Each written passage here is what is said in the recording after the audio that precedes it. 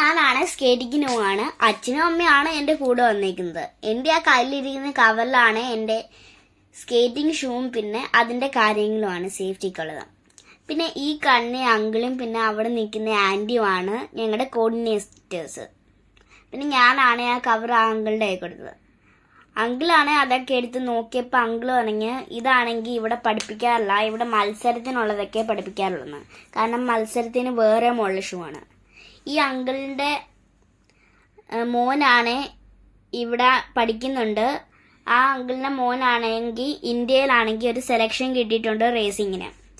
ഈ അങ്കിളും anti husband and വൈഫാണ്.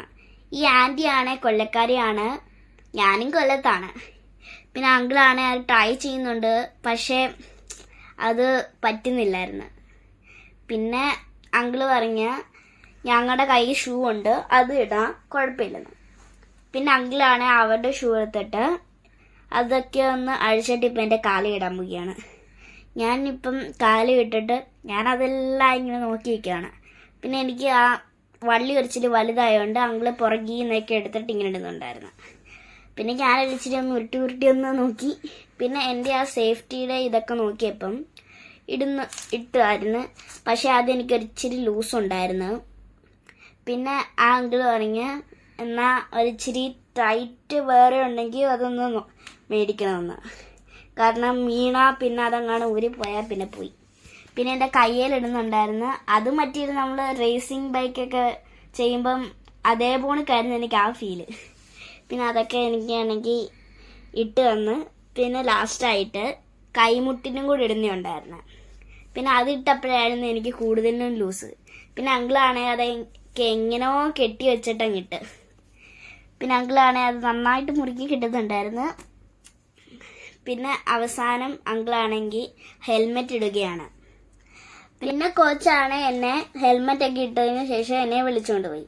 ഞങ്ങൾക്കാണെങ്കിൽ വിളിച്ചുകൊണ്ട് പോകുന്ന വീഡിയോ എടുക്കാൻ പറ്റിയില്ലായിരുന്നു. പിന്നെ കോച്ചാണ് എന്നെ അവിടെ കൊണ്ട് പോയിട്ടാണെങ്കിൽ ഒരു കോണി നിർത്തി. ആ കോണിലാണെങ്കിൽ കോച്ച് പറയുന്നുണ്ടായിരുന്നു വി ഷേപ്പ് ചെയ്യണമെന്ന്. പിന്നെ കോച്ചാണ് ഇങ്ങനെ വി ഷേപ്പ് ചെയ്യുന്നിട്ട് ഇങ്ങനെ സ്ലോയി പോകുന്ന കാണിച്ച്. ഞാനാണെങ്കിൽ കോച്ച് ചില സമയത്തൊക്കെ സ്പീഡ് കാണിക്കുമ്പോൾ എനിക്ക് അത്ര സ്പീഡിൽ പോകണമെന്നുണ്ടായിരുന്നു. പക്ഷേ ഞാനിപ്പോൾ തുടങ്ങിയതേ ഉള്ളതുകൊണ്ട് എനിക്ക് പറ്റുന്നില്ലായിരുന്നു. അവിടെ വേറെ നിൽക്കുന്ന രണ്ടാൾക്കാരാണെങ്കിൽ കുറേ ക്ലാസ് കഴിഞ്ഞവരാണ്. കോച്ചാണ് ഞങ്ങളുടെ അടുത്തായിട്ട് മർക്കയിലും പഠിപ്പിക്കുന്നുണ്ട്, പിന്നെ ഈ സ്ഥലത്തും പഠിപ്പിക്കുന്നുണ്ട്. പിന്നെ ഇപ്പം ഞാനാണെങ്കിൽ അങ്ങനെ പോവുകയാണ്. എനിക്കാണെങ്കിൽ അത് ചെറിയൊരു കൺട്രോളേ കിട്ടുന്നുള്ളായിരുന്നു. പിന്നെ ഞാൻ വീണ്. ഇതൊക്കെ ആദ്യത്തെ വീടല്ലയോ. എനിക്കാണെങ്കിൽ വേദനയുണ്ട്, പക്ഷെ എങ്ങനെ കരയുമെന്ന് വിചാരിച്ചിട്ട് ഞാൻ പിന്നെ കരഞ്ഞില്ല. പിന്നെ പതുക്കെ ഞാൻ എണ്ണീച്ചു. കോച്ച് പറഞ്ഞ് ഒരു കാലെടുത്ത് വെക്കൂ എന്നിട്ട് അടുത്ത കാലം എടുത്ത് വെക്കൂ എന്നിട്ട് എണ്ണീക്കൂ. ഞാൻ അങ്ങനെ ട്രൈ ചെയ്ത് നോക്കി, പിന്നെ എണ്ണീച്ചു. ഞാൻ പതുക്കെ ഇങ്ങനെ എണ്ണീച്ചു, പക്ഷെ എനിക്ക് കരയാതെ വയ്യായിരുന്നു. എന്നാലും ഞാനങ്ങ് സഹിച്ചു. എന്നിട്ട് ഞാനാണെങ്കിൽ ആ കോണിൻ്റെ അടുത്ത് പോയിട്ട് നിന്നപ്പോഴത്തേക്കിനും അങ്കിൾ വന്നിട്ട് എൻ്റെ അതൊന്ന് വീണ്ടും ഒന്ന് ടൈറ്റാക്കി തന്നു. പിന്നെ കോച്ചാണെങ്കിൽ പറയുന്നുണ്ടായിരുന്നു നമ്മളിപ്പോൾ ഒരു റേസ് ചെയ്യാൻ പോവുകയാണ്.